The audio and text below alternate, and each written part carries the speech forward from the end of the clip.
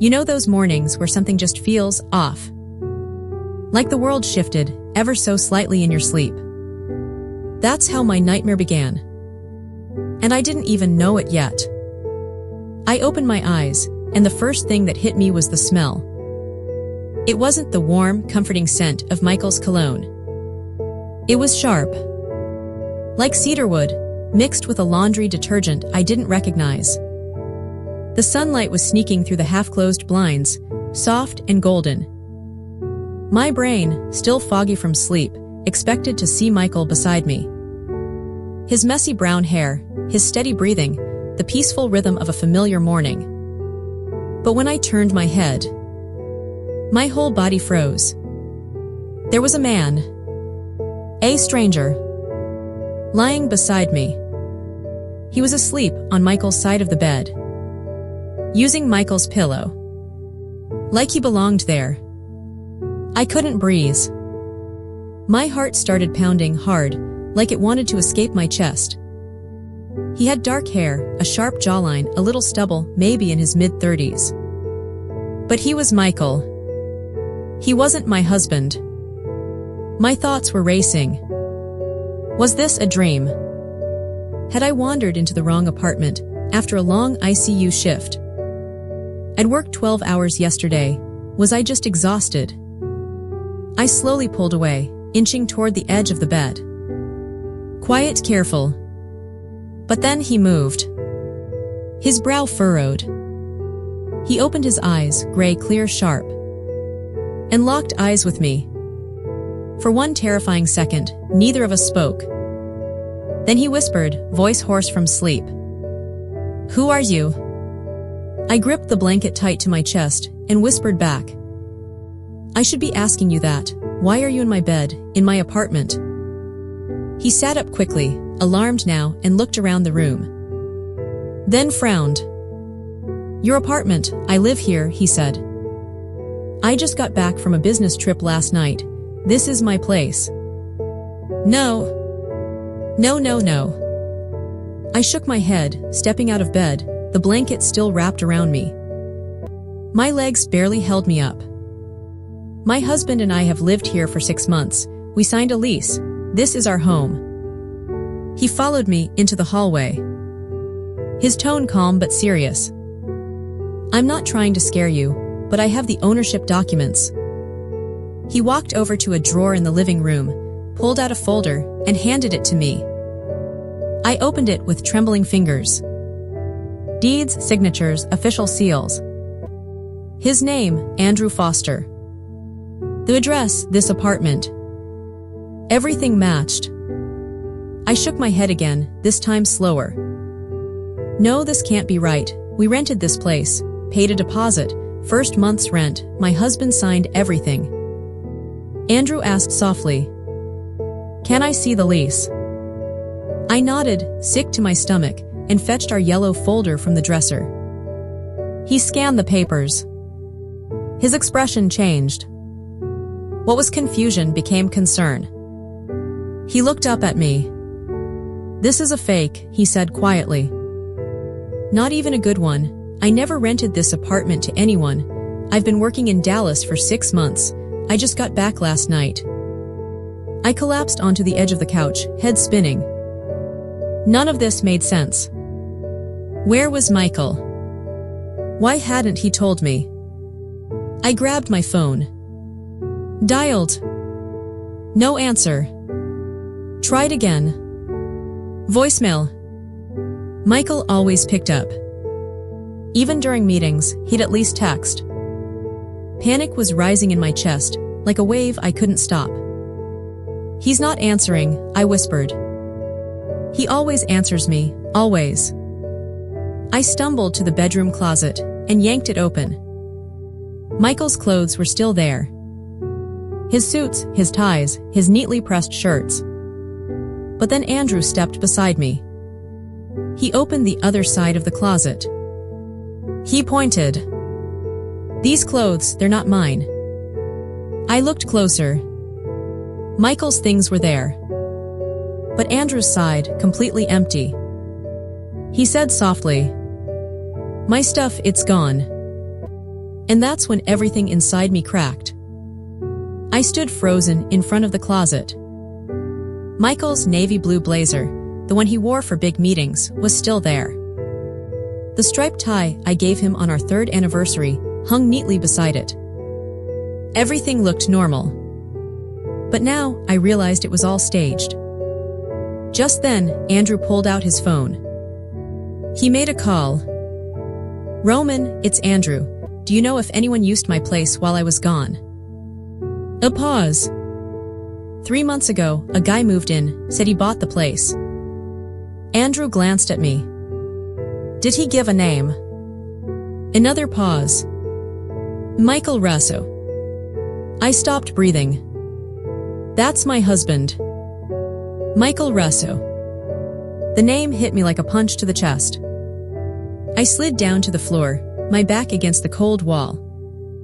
Everything around me felt distant, unreal. Like I was trapped in a bad dream that refused to end.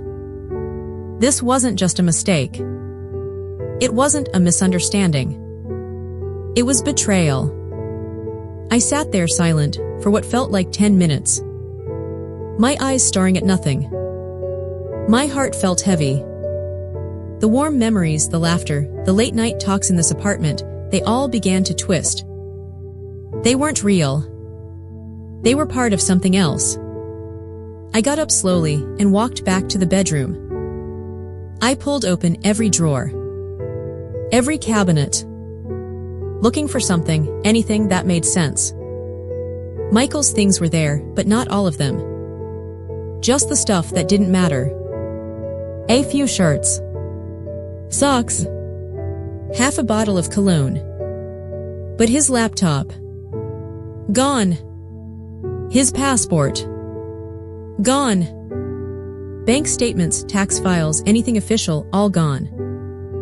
It was like someone had erased the essentials on purpose. And then, I opened the nightstand drawer on his side of the bed. Something was wedged in the back. A plain black folder, hidden under old receipts.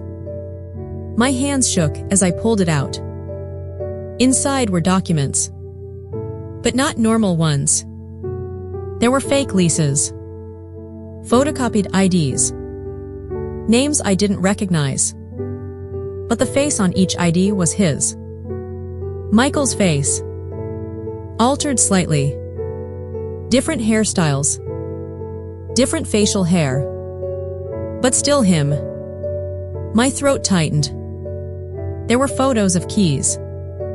Floor plans. Lists of addresses. Handwritten notes, his handwriting. The schedules. Alias names.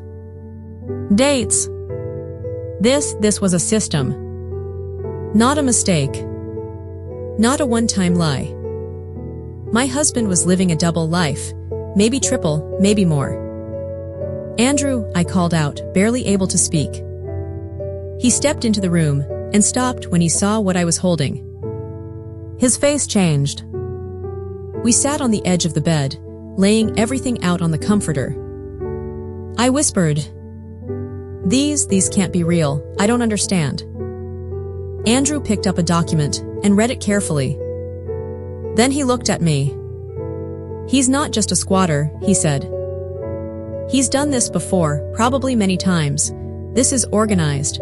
He's impersonated people, moved through different cities, and he's good at it." I felt cold all over. My fingers pressed against my temples, trying to hold myself together. My breathing grew shallow. "Michael's a real estate agent," I whispered. "He knows how leases work, how documents look. He used to talk about perfect deals all the time. I thought it was just his passion." I paused. I didn't know he was. My voice cracked. On this. Then. A knock on the door. Andrew walked to the peephole and looked. "Neighbor," he said. And opened the door. An older woman stood outside. Kind face, soft eyes. "Andy, you're back," she said warmly. "I thought you were still in Texas." He nodded politely. "I just got in last night. This is Maria, he added, gently motioning to me. She's been staying here. Can we ask you something? She looked at me with curiosity and concern. Of course, dear. Do you remember someone moving into this unit about 3 months ago? Andrew asked. Dark hair, mid-30s, said he bought the place. She nodded immediately. Yes, very polite man, said he just closed on it. I even saw his wife later, must have been you. I gave her a weak nod. Have you seen him recently? Andrew asked. She thought for a moment. Not this week, but 2 nights ago I saw him with a huge duffel bag, around midnight, looked like he was heading out on a trip. My heart sank. That was the night I worked a double shift. They had asked me to stay late and cover for someone. I didn't get home until after 2 a.m. He waited. He waited until he knew I wouldn't be home. He planned it. When the neighbor left, I turned to Andrew, my voice shaking. He studied my schedule. He always asked when I worked days, when I had night shifts, when I had weekends off. I thought he was being thoughtful. Andrew's face darkened. No, he was planning. That duffel bag was probably filled with everything he didn't want to leave behind. He sat beside me again. Maria, we need to face it. Your husband isn't just hiding, he's running. I stared at the wall, my voice hollow. Running from what, or from who, or from what he's done? Andrew didn't answer. He didn't need to. Because deep down, I already knew. This wasn't just a broken marriage. It was the collapse of everything I believed in.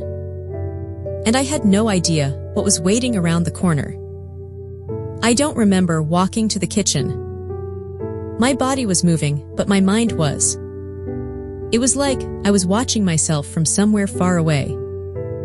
I gripped the edge of the counter to steady myself. My heart was still racing. The apartment, the place I had called home for the past 6 months, suddenly felt like a stranger's house. Like a beautiful set, built for a fake movie. I reached for my phone again. Michael's name sat at the top of my contacts. Familiar. Zaif. I didn't call. I just stared at it. For a long, quiet moment. I wanted it to ring. I wanted him to call first. To tell me it was all a misunderstanding. That he was coming home. That none of this was real. But I knew better. Then a terrifying thought hit me like a blade. The savings. The account we'd built together over 5 years. Dollar by dollar. Months by months. It was supposed to be for our future. A down payment. A new home. A dream. My fingers shook as I opened the banking app. It took a moment to load. When it did, balance $0. I blinked. Refreshed the screen. Again. Still 0. I scrolled to the transaction history. 3 days ago, a full withdrawal. Every last cent gone. He took everything. I stared at the screen, not breathing. Not blinking. Just frozen. Then my knees gave out. I dropped to the floor. He took everything, I whispered, my voice barely audible. He drained the account. Andrew rushed over, kneeling beside me. How much? He asked, gentle but steady. My lips trembled. $200,000. He leaned back slowly. His jaw clenched. He didn't speak right away. Now it makes sense, he muttered. He wasn't just living rent-free. This was the exit. The fake lease, the lies, the apartment, it was all just part of the bigger plan. I closed my eyes, trying not to cry. But the tears were already coming. Hot. Silent. Endless. How did I not see this? I'm a nurse. I notice things. It's literally my job to spot patterns, behavior changes, emotional shifts. I work in trauma care. I've helped people through the worst nights of their lives. But somehow, I didn't notice the man I loved for 5 years was a stranger. Andrew didn't say anything at first. Then he handed me a glass of water and spoke gently. We all have blind spots when it comes to people we love. You didn't miss red flags. You trusted him. That's not a flaw, Maria, that's love. I wanted to believe him. But it didn't feel like love. It felt like I'd been living inside a lie, one that was perfectly designed to trap me. I need to go to the police, I said suddenly, my voice steadier than I expected. I don't even know what I'll say, but I can't just sit here. He stole from me, from you, probably from others. Andrew nodded without hesitation. I'll go with you. We arrived at the police station just before noon. The air smelled like old coffee and stale paperwork. A tired-looking officer behind the front desk barely looked up as he handed us a clipboard. I sat down on one of the hard plastic chairs, my fingers twisted together so tight they hurt. Even though I was the one who had been robbed, I felt like the criminal. After a few minutes, a woman approached us. Plain clothes. Late 40s. Sharp eyes. No-nonsense energy. Detective Carla Bennett, she introduced herself. I handle financial and property fraud. I understand you want to file a report. I nodded and followed her into a small, cluttered office. A tiny desk fan hummed in the corner. The blinds were shut tight. Wanted posters hung on the walls behind her. She turned on a small voice recorder. Take your time, she said. Start from the beginning. And so I did. I told her everything. How I met Michael at the hospital cafe 5 years ago. How he made me laugh. How we dated, got married, moved in together. How we signed the lease for this apartment. That he told me was a great deal through a real estate friend. How I never questioned him. Not once. When I finished, she sat back and looked at me carefully. This isn't the first time I've heard something like this, she said. But your case, it's unusually well done. Whoever this man is, he's not working alone. Her words hit hard. These operations often involve teams. Someone finds the property, another makes the documents, and someone like your husband plays the partner role, the hook. I stared at her. So I was just a target. My voice cracked. A convenient mark. She didn't deny it. Andrew then pulled out his phone and showed her the pictures. The fake leases. The altered IDs. The apartment notes. Detective Bennett's brow furrowed as she flipped through them. These are professional. Whoever forged these knew exactly what they were doing. You're lucky you found them. Lucky. I didn't feel lucky. I felt hollow. Then she looked me straight in the eye. Right now, everything points to you being a victim, but we'll need full verification, interviews, financial audits, signature matches. This won't be quick. I nodded. I just want the truth. She paused. He might contact you again. If he does, don't engage, don't meet. Let us know immediately. We walked out into the cold afternoon. I didn't feel peace. But I felt clear. Like a storm had passed, and now I could see what was broken. But that peace didn't last long. Because just as we stepped onto the sidewalk, my phone buzzed. Unknown number. Chicago area code. My fingers hovered over the screen. I answered. Maria, the voice said, calm, steady, too calm. It's me, Michael. Maria's. His voice was calm. Too calm. It's me, Michael. I didn't know what to say. His voice wasn't shaking. It wasn't angry. It wasn't scared. It was normal. Like nothing had happened. Like he hadn't just disappeared. Like he hadn't left me in a stranger's bed. Like he hadn't stolen our life savings and lied about everything. My stomach twisted.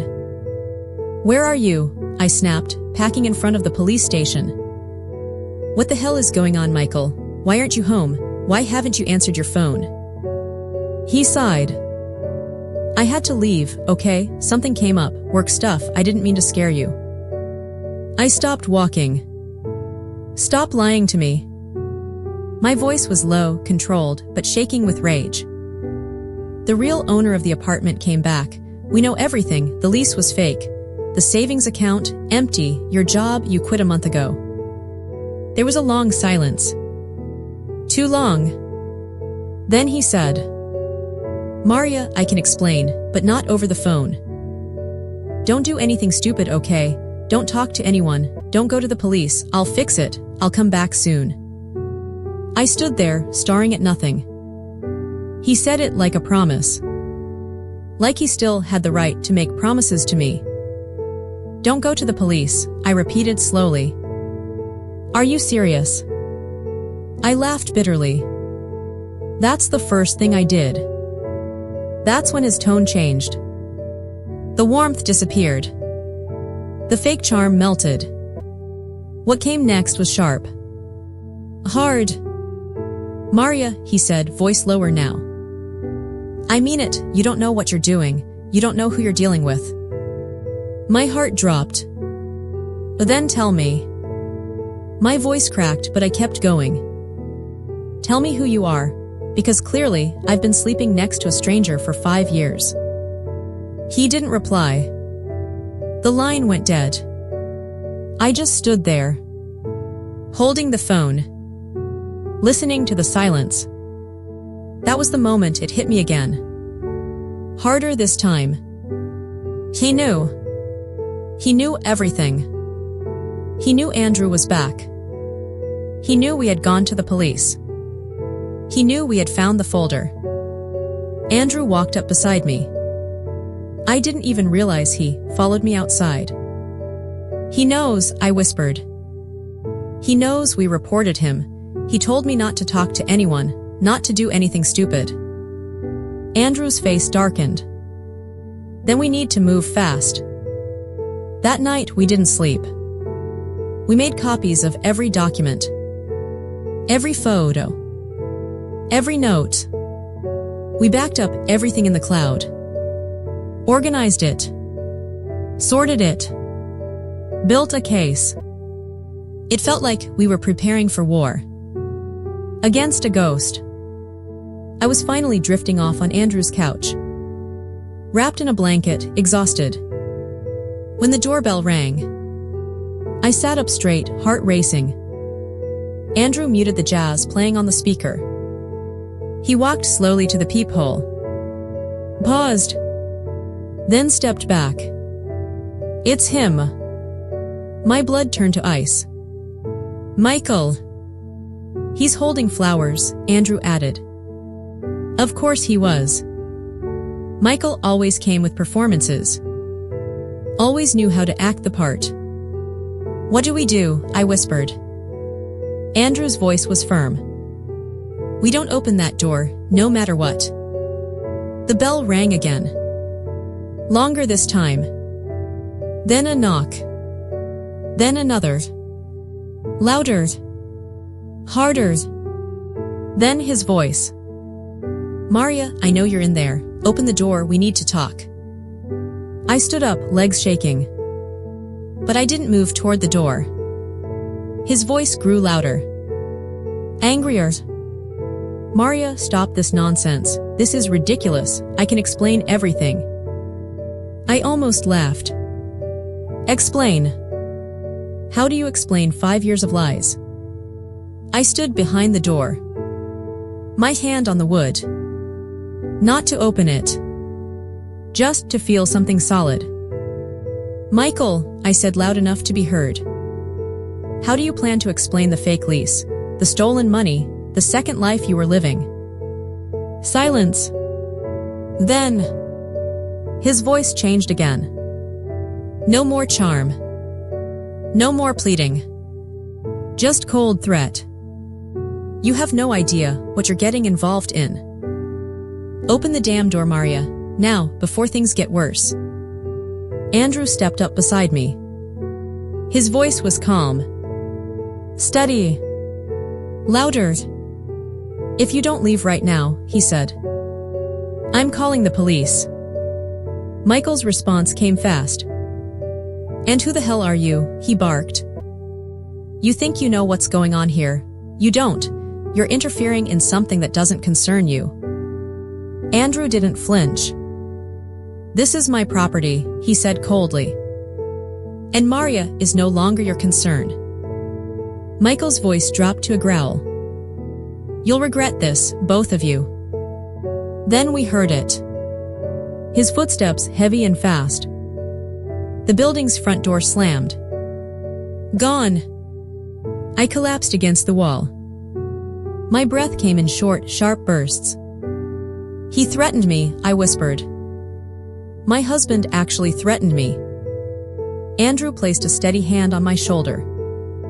No, he said gently. He threatened a woman he can no longer control. And somehow, that made all the difference. I didn't sleep that night. Not really. I lay curled up on Andrew's couch, wrapped in a soft gray blanket. The room was quiet except for the low hum of the refrigerator and the distant hiss of tires on wet pavement outside. Every time I closed my eyes, I heard his voice. Every knock on the door echoed in my mind. I wasn't afraid of violence. I was afraid of truth. The truth that the last 5 years of my life might not have been real. That I had loved a lie. Shared a bed with a fraud. Built dreams with a stranger. At some point in the early morning, Andrew brought me coffee. He didn't ask how I slept. He didn't force a smile or offer fake comfort. He just sat next to me at the kitchen table. 2 mugs. No words. Only presence. That silence meant more than anything else. After a few minutes, he finally asked, What was Michael like in the beginning? I hesitated. I was afraid that even remembering him would somehow give him power again. But I made myself speak. He was charming, I said slowly. Not flashy, just warm, attentive. He remembered everything I ever said, my favorite music, how I took my coffee when I had double shifts. I paused.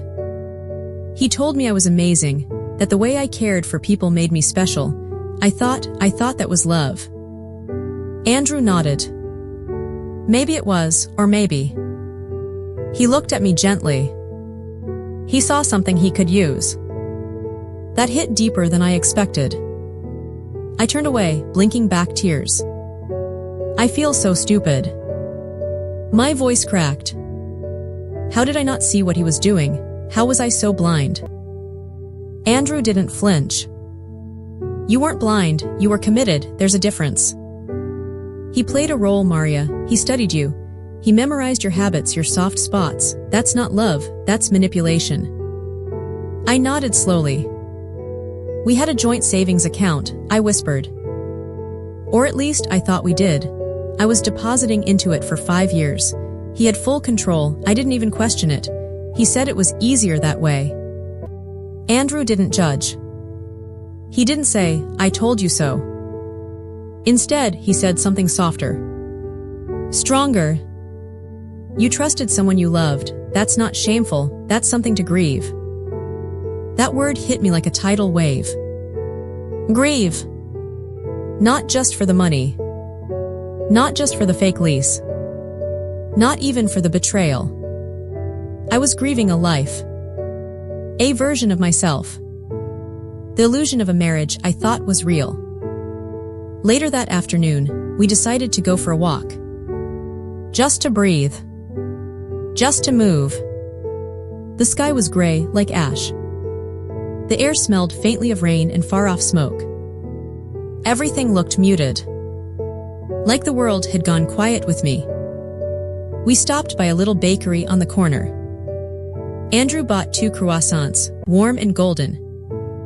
Eat, he said gently. Even halves. I didn't feel hungry. But I ate.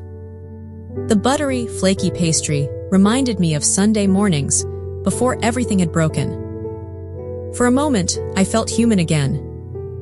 We sat on a bench nearby, the city moving around us. Have you told anyone else? He asked. Friends, family. I shook my head. What would I even say? I gave a weak laugh. Hi, my husband's a con artist, and I've been living in a stranger's apartment for 6 months. Nice to see you again. Andrew smiled softly. Maybe. He looked at me. Or maybe they'll say you're a survivor. The word sat in my chest for a long moment. Survivor. Not victim. Not abandoned wife. Not foolish or weak. Survivor. That night, we made something simple for dinner. Just pasta with marinara and chopped spinach. Nothing fancy. But somehow, it felt like more than a meal. It felt like a step forward. Afterward, we sat in the living room. Soft jazz in the background. Warm tea in our hands. And for the first time since my life fell apart, my body relaxed. Even if just a little. I looked at Andrew. Thank you, I said quietly. For everything, you didn't have to do any of this. You could have kicked me out, told me to handle it alone. He shook his head. I'm not that kind of person, he said simply. And I don't think you should be alone right now. There was no agenda in his voice. No hint of expectation. Just presence. And maybe something deeper. But we didn't rush it. Not tonight. For the first time since this nightmare began, I let myself hope. Detective Bennett had told me 2 days ago. The net is closing in. And she wasn't wrong. Michael's aliases had started to show up in other cases. From different cities. Different women. Different scams. One of her contacts at the FBI even found surveillance footage. Michael, under another name, walking out of a property in Denver. Smiling confident. Carrying the same black duffel bag he'd used to vanish from my life. That night, I couldn't sleep. Not out of fear this time, but anticipation. When he's finally cornered, I thought, would he disappear for good? Or come crawling back? I got my answer 3 days later. I had just come back from the hospital.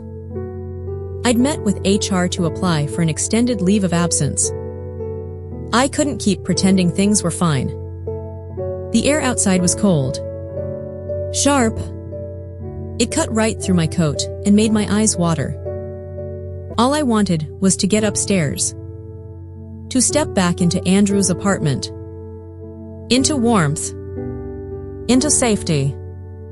But when I reached the building, I stopped. There on the concrete steps. He was waiting. Michael. He looked like someone who'd lost everything. His clothes were wrinkled. Face unshaven. Eyes red like he hadn't slept in days. The confident smirk he used to wear like armor. Gone. In its place was something raw. Almost pitiful. He stood the second he saw me. Maria, he said, voice cracking. Thank God. I didn't answer. Didn't move. Just stared. I've been here for hours, he added quickly. Please, we need to talk. I stayed still. Then he said, I screwed up, okay, I made some bad choices, but it wasn't about you. I didn't mean to hurt you. My voice was flat. Cold. You stole our money. You faked a lease, lived in a stolen apartment, vanished, lied, and then you threatened me when I didn't open the door. His eyes darted around, as if someone might be listening. I didn't know how else to fix it, he whispered. I owe money, Maria, serious money. There are people, dangerous people. I thought I could get ahead of it before it got worse. How much? I asked. He hesitated. $1.5 million. I blinked. It didn't even feel real. Like he was reading from a script. I laughed once. Short, bitter. So all of this was about gambling debts. He nodded, ashamed. It started small. Some bets, then loans. I thought I could win it back, but I couldn't stop. And when I found the apartment, the access, I thought maybe one last job, one big score, then I'd come back clean. I stepped back. You used me. My voice cracked, but I didn't stop. You used our marriage, my salary, my trust. You made me believe we were building a future together, but you were just playing house while running a criminal operation behind my back. His face twisted. I didn't want to drag you into this. That's why I kept it separate. I was trying to protect you. I snapped. You emptied our entire savings account, Michael. That's not protection, that's betrayal. He looked desperate now, searching my face for sympathy, for permission, for a lifeline. I need help, he whispered. There it was. The ask. If I don't pay them back, they'll come after me, maybe even you. The threat was dressed in concern, but I saw it for what it was. Let me guess, I said, folding my arms. You want me to take out a loan, use my job, my name, my credit, just for now, right? He nodded, hopeful. Yes, just until I can fix it. I'll get a real job, I'll make it right. Please, Maria, we were good once, weren't we? I looked at him for a long time. The man I had once loved. The man I thought I'd grow old with. You're not the man I married, I said softly. Maybe you never were. I turned toward the door. He grabbed my arm. I froze. His touch made my skin crawl. I yanked my arm back. You already did this, I said firmly. Now I'm just choosing not to let it happen again. Just then, the door opened. Andrew. He looked at Michael. Then at me. His jaw tightened. You need to leave, he said. Michael stepped forward. This is between me and my wife. I didn't hesitate. Ex-wife, I corrected. Soon. Michael's eyes flared with something ugly. You think he's going to save you, he spat. You don't know what kind of danger you're in. Neither of you do. I didn't blink. I'm not the one who brought danger into my life. You did, and I won't let it stay. He stood there for a moment longer, breathing hard, fists clenched. Then, he walked away. Not like a man in control, but like a shadow finally giving up its shape. Back inside, I collapsed into a chair, buried my face in my hands. Did I do the right thing? I whispered. Andrew crouched beside me. Yes, he said. Absolutely. I shook my head. But what if he's telling the truth? What if those people do come after me? Andrew didn't flinch. Then we go to the police again. We stay smart. We don't let fear drive our choices. I looked at him. At the steadiness in his eyes. At the quiet calm in his presence. And for the first time in a long time, I didn't feel alone. 3 weeks later, I sat in a courtroom. Michael didn't look at me when they brought him in. His suit was wrinkled, his face pale and gaunt. He looked smaller than I remembered. We had once danced in this man's arms. I had once whispered my dreams into his chest. Now, he looked like a stranger waiting for his sentence. He kept his eyes on the floor, his hands folded tightly in front of him. The con man who had controlled every moment, every breath. was unraveling right in front of me. Detective Bennett had moved quickly. Once the aliases were confirmed and the documents matched, the case opened up like a wound. Turns out, Michael had been doing this for years. Different names, different cities, same pattern. Fake jobs, forged papers, women with real hearts, real homes, real love. All used, all discarded. Chicago had only been his latest stop. The apartment, the fake real estate story, even our marriage. It was all part of the long con. When I was called to testify, I stood tall. I spoke clearly. No stammer. No hesitation. I told the court everything. How we met. How he made me feel seen. How I gave him everything. And how he took it all. No one interrupted. Not the judge. Not the DA. Not Michael. They just listened. And when I stepped down, I walked past the defense table. Past him. And I didn't look back. After the hearing, I didn't feel victorious. I didn't feel like I'd won. I didn't feel like cheering. I just felt lighter. Not free. Not yet. But lighter. Like the weight had started to shift. Like maybe, just maybe, I could carry it now. That night, back at Andrew's apartment, the place I now called home, I brewed myself a cup of tea. Not because I needed it, but because I wanted it. I curled up on the couch, opened my laptop, and instead of checking emails or statements or case updates, I opened a blank document. I didn't know what I was writing. A letter to myself. A journal entry. A goodbye. Maybe it was all of that. The cursor blinked, waiting patiently, and I let the words come. 3 days later, I found something on the front door. A plain envelope. No return address. Just my name. Written in sharp, angry handwriting. I opened it, my breath tight. Inside was a single piece of paper. One line. You destroyed everything, hope it was worth it. No signature. But I knew who it was from. I called Detective Bennett immediately. She sent someone to collect it. I wasn't afraid. Not this time.